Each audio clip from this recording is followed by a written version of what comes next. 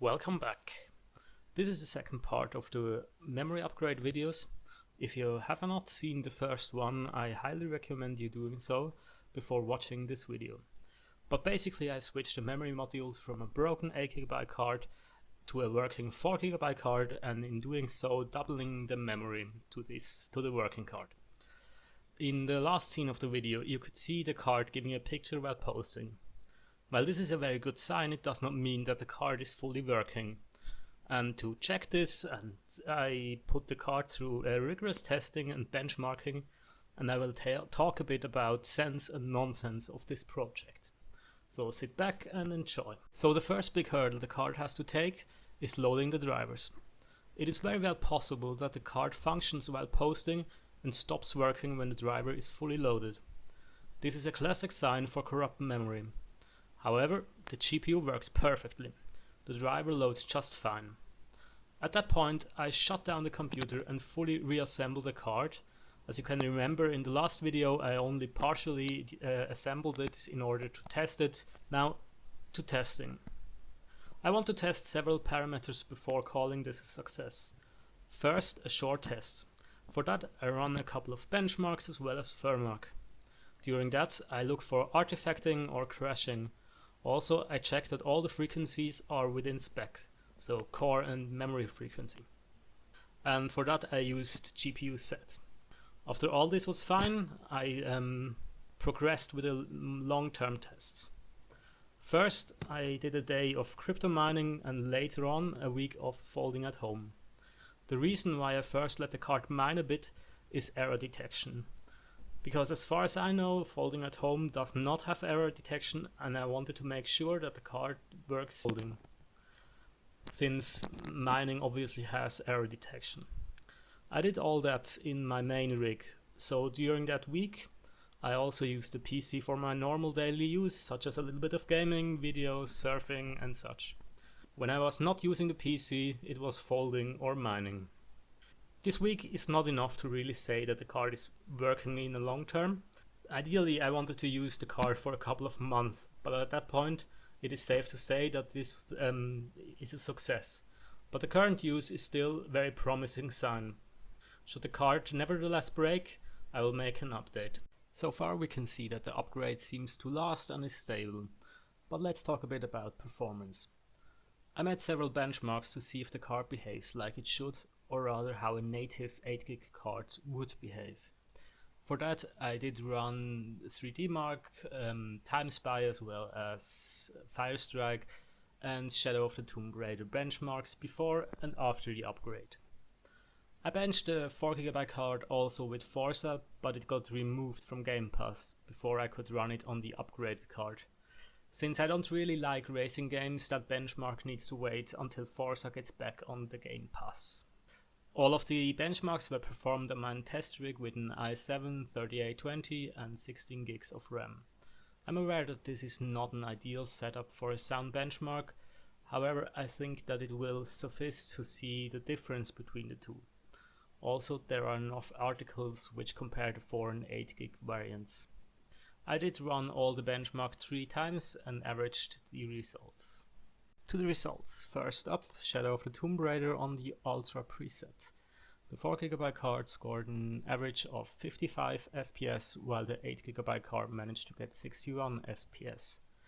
This translates to an 11% increase in average frame rates, but more importantly the 95th percentile increase from 44 to 52, which equates to an 18% improvement. Next up, Firestrike Extreme, it's 6156 versus 6352 of the graphics test. This translates to 3.2% improvement, which is about consistent with literature values. And the same can be seen for Firestrike Ultra, where the upgraded card is 3% ahead. Same but different. With Time Spy, the 8GB card achieved a 2.7% higher result than the 4GB card.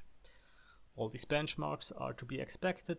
Higher gains can be seen with mining, higher resolutions and certain post-processing such as anti-aliasing. Let's talk money. Does it make sense? To answer if this was financially a wise decision, we first have to determine the price difference between the cards.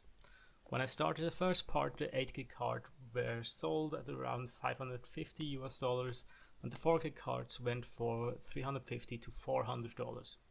So this would leave us a budget of around $200 to $250. With all the following napkin math, I did not account for equipment and small parts such as flux, solder balls and such. If you have to buy that, you're way cheaper off if you forget about all of that and just buy an 8GB card, or sell your 4GB card and then buy an 8GB one. Since, for example, in microscope alone would blow the budget around 5 times. But let's have a look at the cost of parts. As I said in the last video, buying new memory would cost at that time around $120. When talking about donor cards for me in Switzerland, and your mileage may vary, buying a broken card would have costed around the same. But I bought my donor card more than a year ago, long before the silicon shortage messed up the prices, and I then paid $27 shipped. So after buying the components, you would have around $100 left, or rather save that $100 if you do the soldering yourself, and when not accounting for your work time. If you cannot do it yourself, well, it would greatly depend on the wages in your country. Here in Switzerland, I would expect to pay a shop maybe $100 for the first hour of work, and keep in mind, the whole upgrade took me around 6 hours. And I'm sure pros will be faster, but not that much faster that it would be financially a viable decision to bring it to a shop and let them upgrade it. So for me, it was actually kind of worth it.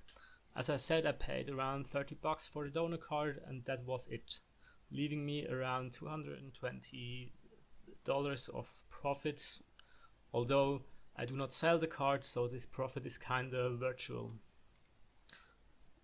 So to sum it up, for the average gamer it is not worth it, absolutely not. The cost and risk involved are not justifiable by the savings, if there are any.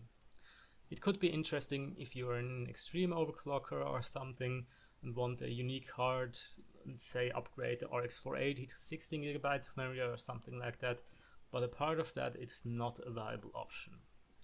If you're a mining farm operator, well, then it could be interesting, be it in repairing defective cards from your rig or upgrade some cards on your rig with parts from broken cards and so on. So these skills could be interesting for you and could pay actually off. But again, not for the average use case. So that was it. I hope you enjoyed. If you have questions or suggestions, please leave me a comment and consider to subscribe my channel. Have a nice day.